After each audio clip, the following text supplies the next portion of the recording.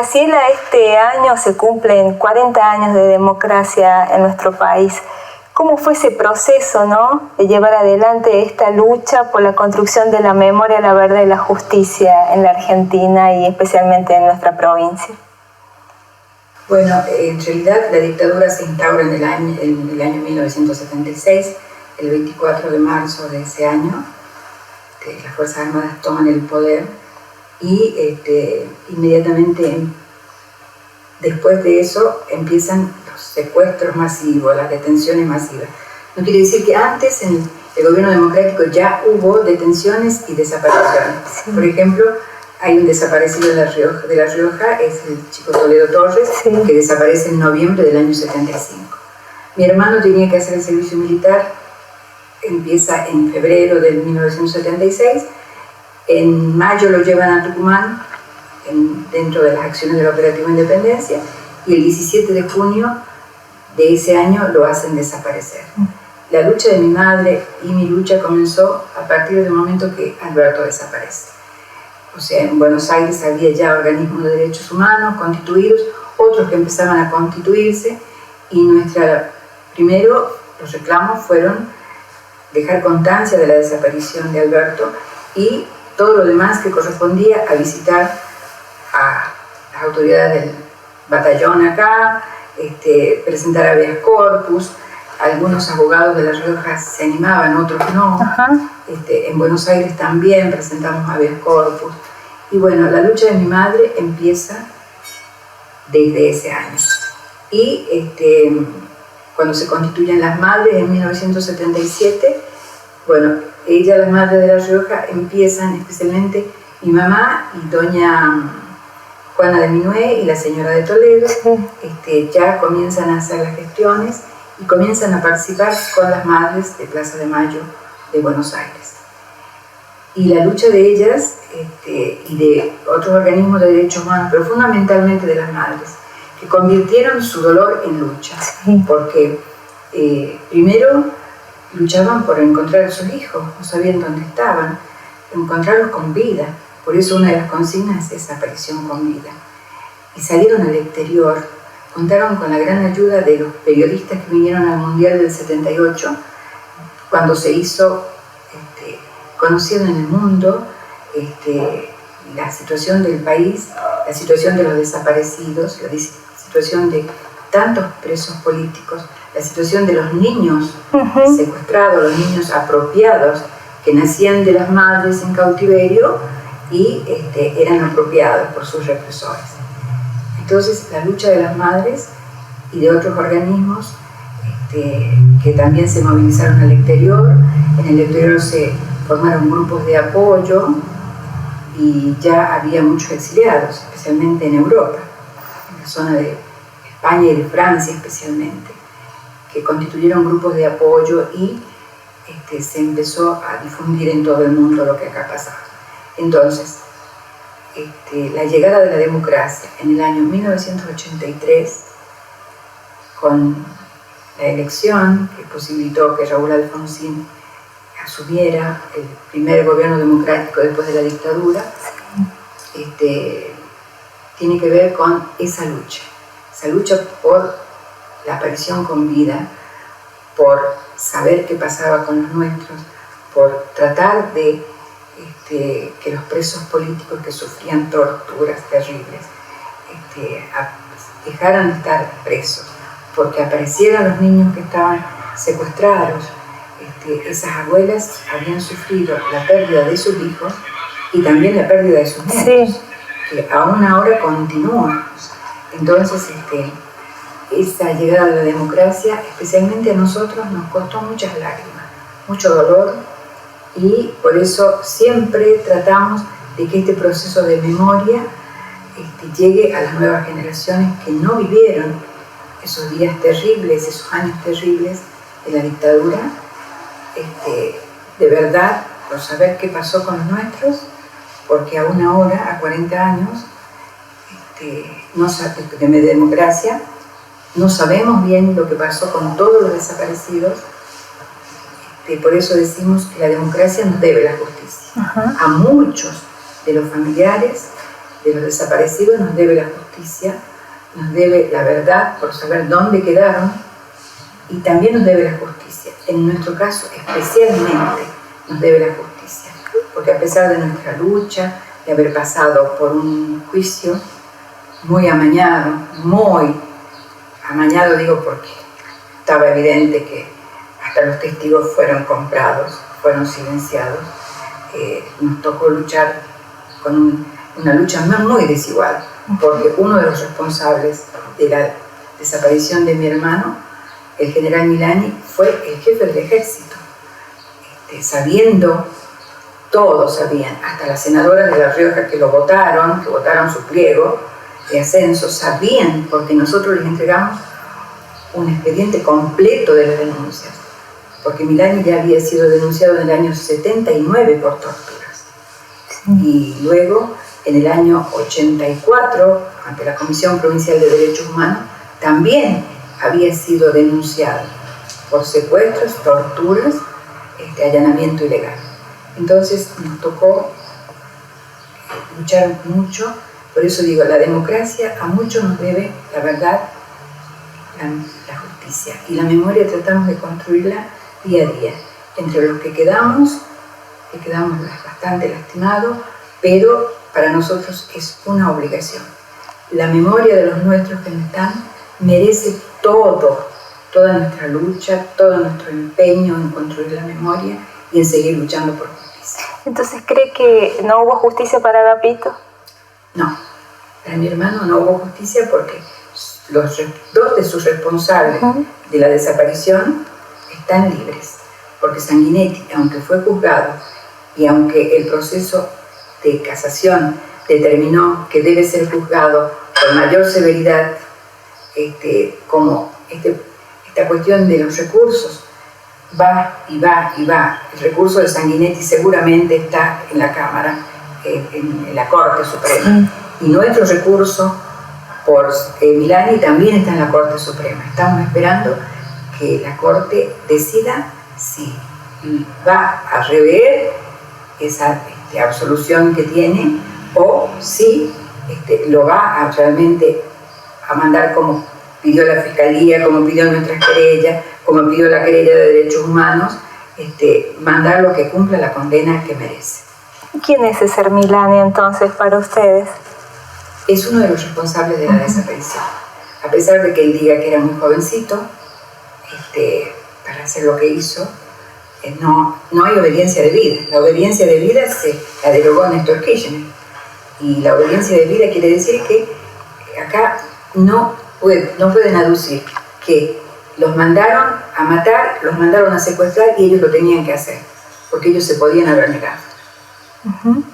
Y en el caso del juicio de Olivera y en el caso del juicio nuestro, los jueces se ampararon en la obediencia de vida, que es una ley que está derogada, y se ampararon en leyes de la dictadura para dejarlo libre. Entonces, para nosotros es uno de los responsables. Y hay 3 responsables más que en el juicio nos enteramos que son los que ingresan a Alberto al Arsenal Miguel de Ascuénaga, que seguramente habrá sido su último lugar de detención, que son Coronel, Otero y Fernández. 3 oficiales también del batallón de La Rioja. O sea, lo que dijeron que se hizo desertor y que se fue era una mentira que nosotros nunca la creímos, pero en el juicio se demostró que en realidad estuvo siempre en poder de los oficiales del batallón de ingenieros y de la gente que actuaba en la represión en Tucumán. ¿Qué recuerdos tienen de Agapito y cómo mantienen viva, ¿no?, su memoria también? Bueno, la memoria de él está presente en esta casa, donde está llena de sus fotos, llena de sus recuerdos.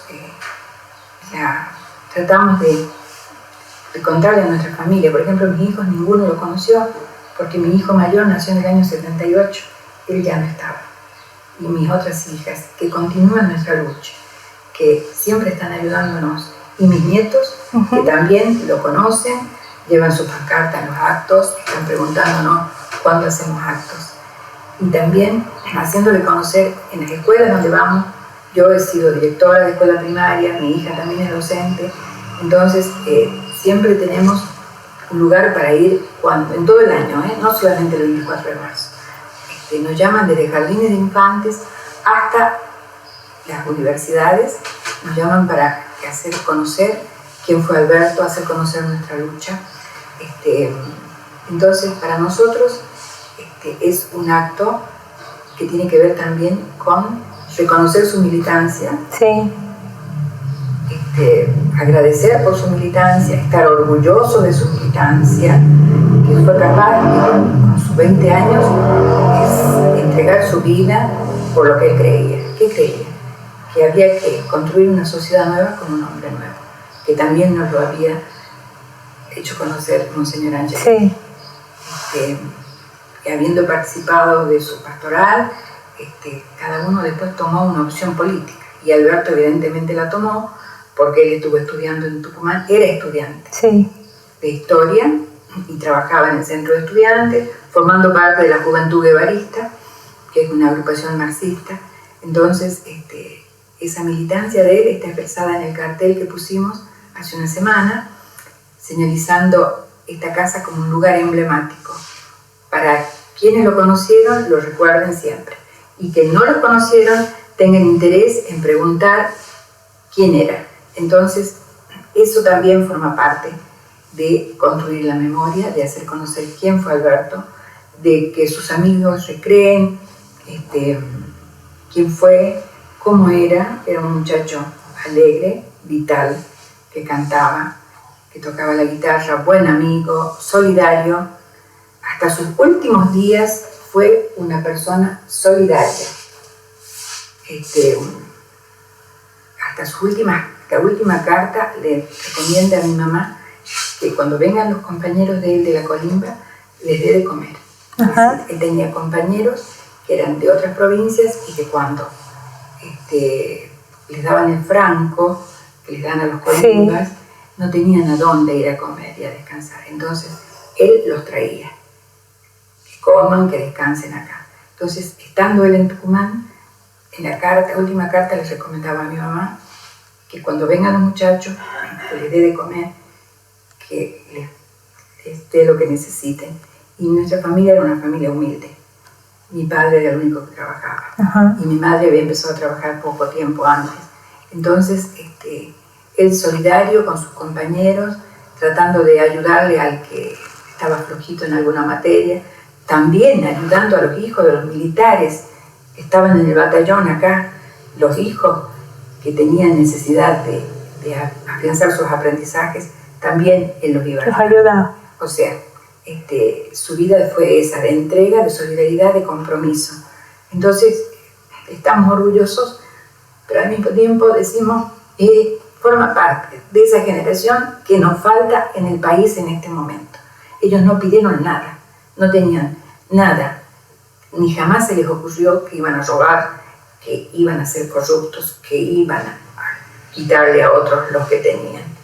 No, jamás. O sea, esa entrega solidaria es lo que a nosotros nos hace sentir orgullosos de él y es lo que tratamos de construir, que esa memoria no se pierda, que haya otros jóvenes que tomen esas banderas de lucha de ellos y que no se apague jamás esa llama de la solidaridad, del compromiso, de la lucha por construir una sociedad mejor. Usted mencionó recién a Monseñor Angelelli. ¿Hay alguna parte de su pastoral que toma relevancia o se vuelve contemporánea en la sociedad que estamos viviendo? Totalmente, toda su pastoral. Y esos son los curas que nos faltan, los obispos que nos faltan en este momento, para que sin partidismo, Sí. Tampoco estoy de acuerdo que los curas se declaren de un partido político. No, ese compromiso es el Evangelio, llevar adelante el Evangelio. Porque, ¿qué dijo Jesús?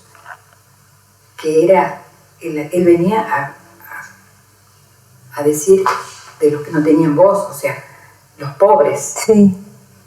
Él nunca estuvo del lado de los ricos, siempre los estuvo amonestando a los ricos. Entonces, Monseñor Angelelli y los curas de ese tiempo que vinieron a trabajar con Monseñor Angelelli estaban del lado del pobre, pero al mismo tiempo no para darles la comida del día, no, para ayudarlos a organizarse para que pudieran por sus propios medios salir adelante. Por ejemplo, formar las cooperativas.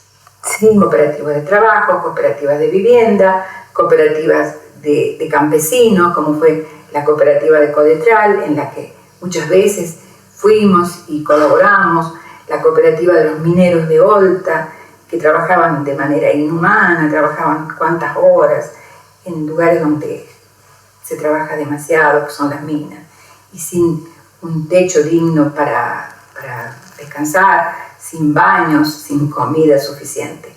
También para, por ejemplo, el sindicato de empleadas domésticas, para que las empleadas domésticas tuvieran la manera de defenderse, de que pudieran tener un salario digno, de que pudieran tener sus 8 horas de trabajo y el descanso, que pudieran tener las licencias por enfermedad cuando estaban enfermas, que no se las daban en ese momento. Sí.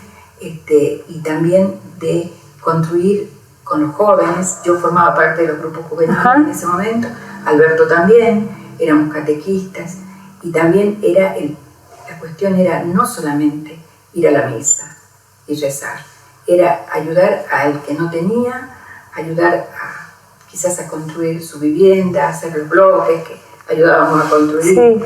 Sí. Bueno, que esa palabra de Dios sea viva, esa palabra de Jesús sea viva.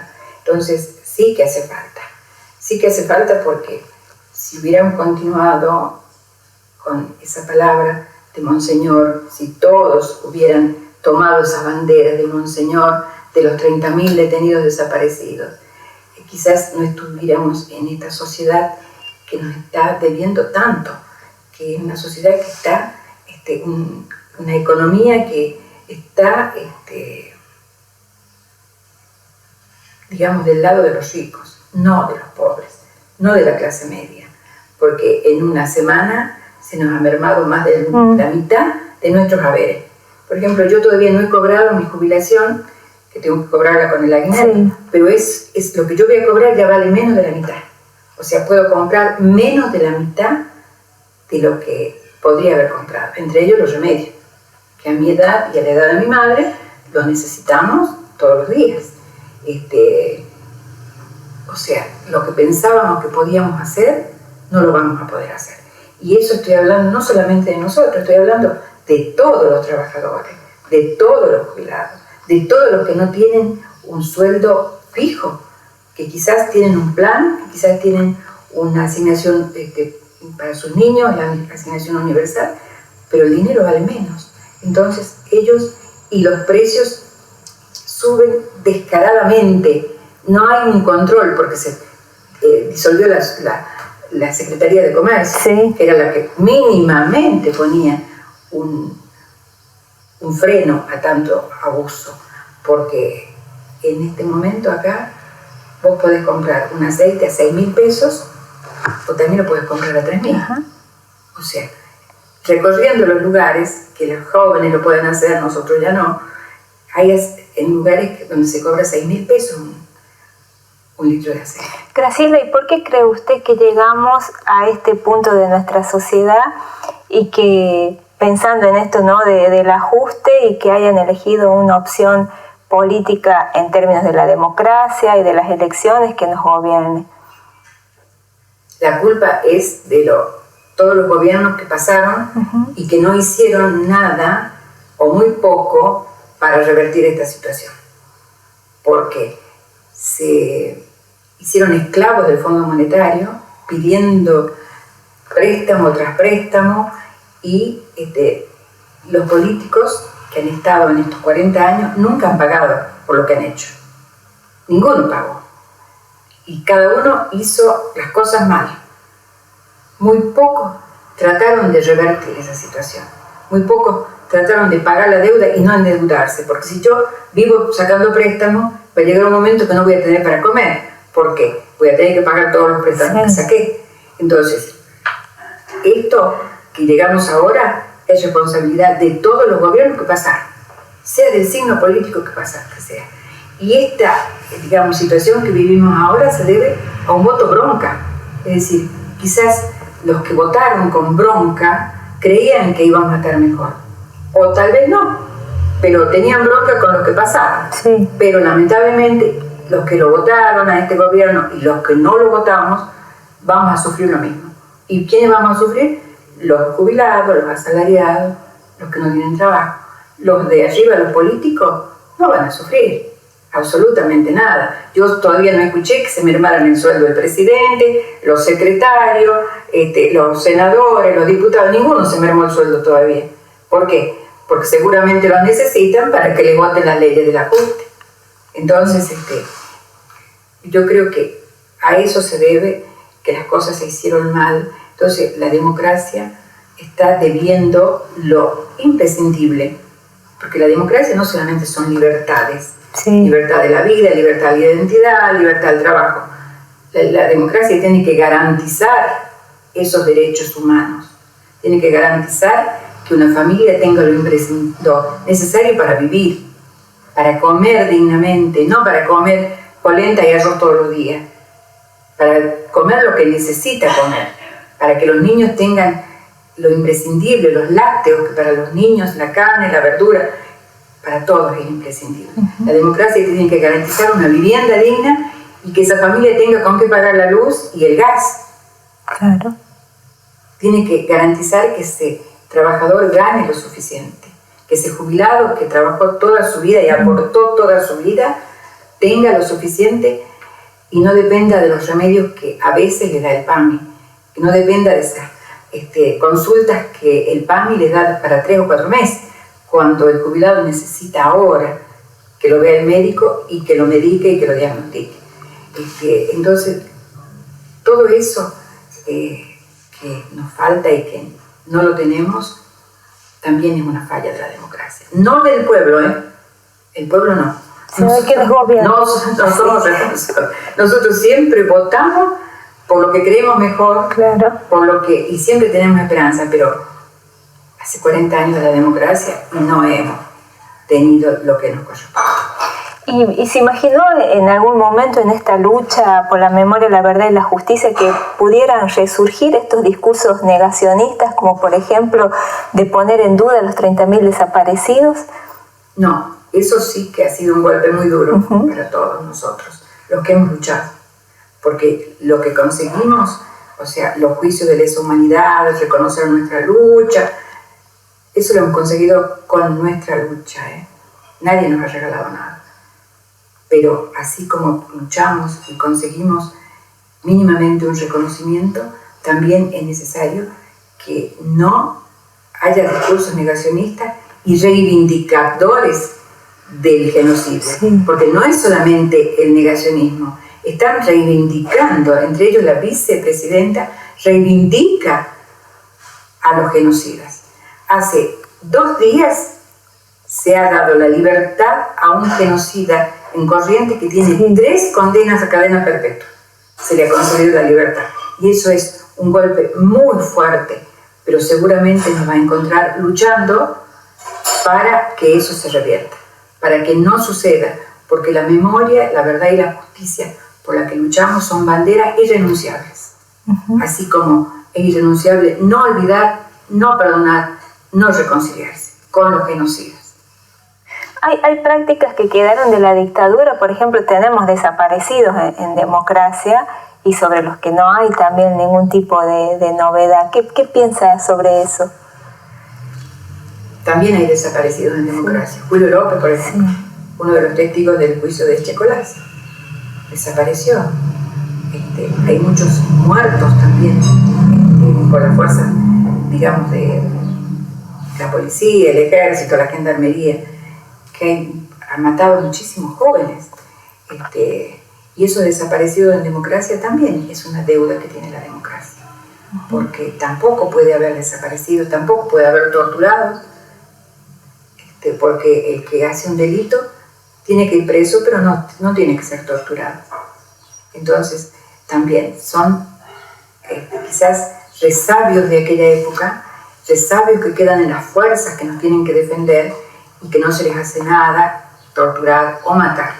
Acá en La Rioja tenemos muchos chicos que murieron en las comisarías y que las hicieron pasar después como que se suicidaron, y son mentiras.